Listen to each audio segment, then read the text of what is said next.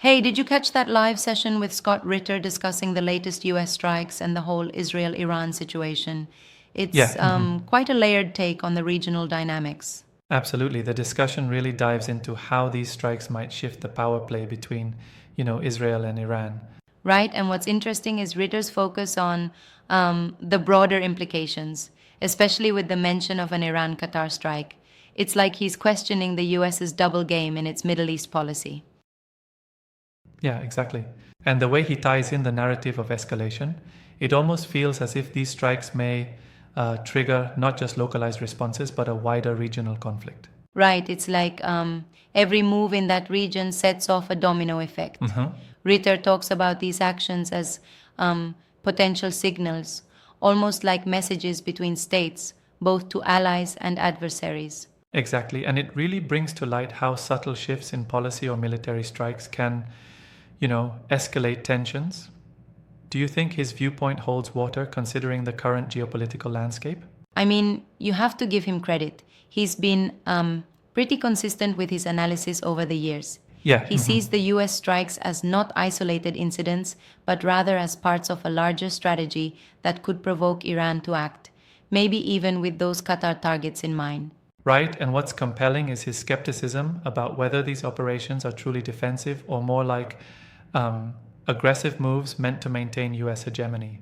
Yeah, it's like he's challenging the common narrative. Exactly. He suggests that the US might be inadvertently, or perhaps intentionally, fueling further turmoil by keeping the pressure on Iran. That raises a big question. If the US is playing this high stakes game, where do we draw the line between deterrence and provocation? That's a crucial point. Ritter seems to imply that when strikes are seen as provocation, they become, well, a catalyst for a harsher backlash. And Yeah, then see that what you could mean. push regional allies into more extreme positions. Exactly. And if rivals like Iran see these moves as intentional, it might embolden them to strike back, like the mention of the Qatar base attack hints at. Yes, absolutely. It's like an arms race of rhetoric and military action. The whole Right, dynamic exactly. is so fascinating, yet, honestly, quite worrying. True. And considering the complexity, what do you think about the role that media platforms play here? I mean, Mario Nawfal's channel, for instance, provides a stage for these discussions that blend critical political analysis with, a sort of populist appeal. Oh, for sure. It's like these channels are redefining our access to Yep, geopolitical exactly. discourse. They aggregate viewpoints from figures like Ritter and then mix it with a broader discussion on the underlying power struggles, which reaches millions. And it's interesting because Mario Nawfal's style, with his high profile interviews and citizen journalism esque approach, really democratizes the debate. Precisely. It almost feels like he's offering an alternative narrative to the mainstream. And by Absolutely. featuring voices like Ritter, it puts raw, unfiltered perspectives on how US strikes affect the entire Middle East. Though I gotta ask, don't you think sometimes these analyses, like Ritter's, might oversimplify the complex motivations behind these military decisions? I mean, there's the angle that US actions are sometimes based on strategic deterrence rather than outright aggression. That's a fair point. Yes, Ritter's approach can seem a bit one Yeah, sided at times. While he highlights the unintended consequences, it could also be argued that the US strikes are calculated moves within a broader defense strategy. right. Almost like he's painting a very stark picture. But then, isn't that also the power of his argument? To raise alarm bells about potential escalations? Exactly. Like almost a wake up call on how every action has its Yeah, reaction. absolutely. It's a provocative reminder that in international relations, even seemingly measured actions can spiral out of control. And speaking of spirals, the discussion touches on the potential for unintended consequences in like regional alliances. How do you see that playing out?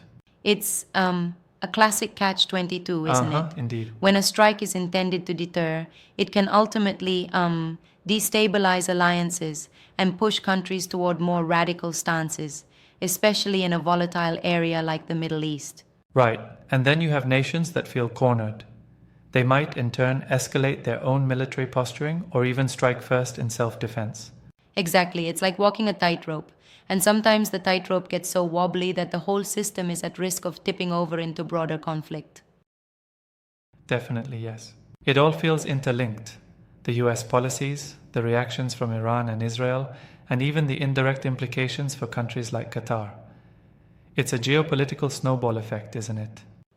Right. It's like one strike here leads to a ripple that affects, well, the entire region. And that Exactly. ripple can gather so much momentum that it becomes impossible to stop. And just think, these discussions, while they can be quite alarming, also force us to really assess how much nuance there is in international politics. Absolutely. It's not just a matter of good guys versus bad guys, but a tangled web of interests, history, and strategic Yeah, maneuvers. so true. Ritter, for all his critique, is pushing us to ask what's the real end game here? And yet, while his questions are valid, some might argue that his perspective leans too much towards a conspiratorial reading. How do you reconcile that? I think that's where healthy debate comes in.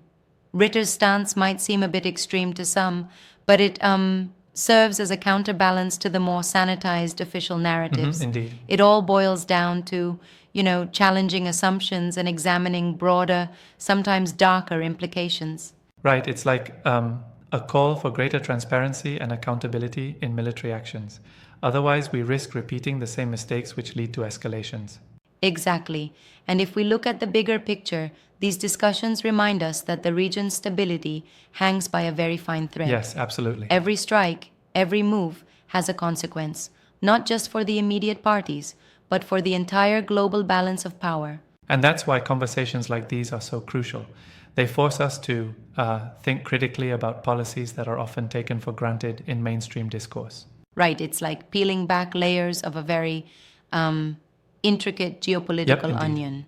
You uncover one element, and then there's another complex aspect waiting beneath. It makes you wonder how sustainable these high stakes tensions really are.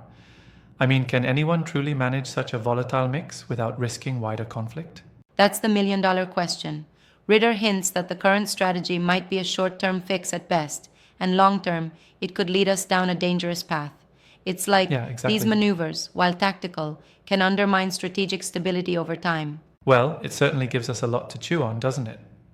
These insights force us to reconsider how we view conflicts and the interplay of global strategies. Absolutely. And at the end of the day, discussions like these, despite their complexity, try to remind us that every international move is interwoven with consequences. It's a continuous cycle of action and reaction, something we can't ignore. Definitely.